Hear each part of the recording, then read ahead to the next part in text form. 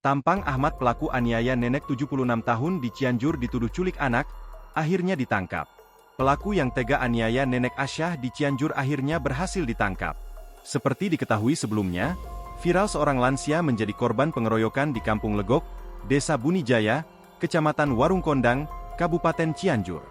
Akibatnya lansia tersebut mengalami luka lebam di bagian wajah dan punggung. Diketahui, lansia tersebut ialah Asyah asal Desa Bunijaya, Kecamatan Warung Kondang, Kabupaten Cianjur.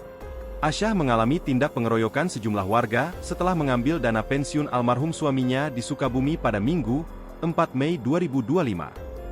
Dari hasil penyelidikan itu, kami berhasil mengamankan satu orang pelaku yaitu Ahmad yang diamankan di rumahnya. Sedangkan satu lainnya adalah Kohar masih dalam pengejaran petugas, kata Tono pada wartawan, Selasa, 6 Mei 2025.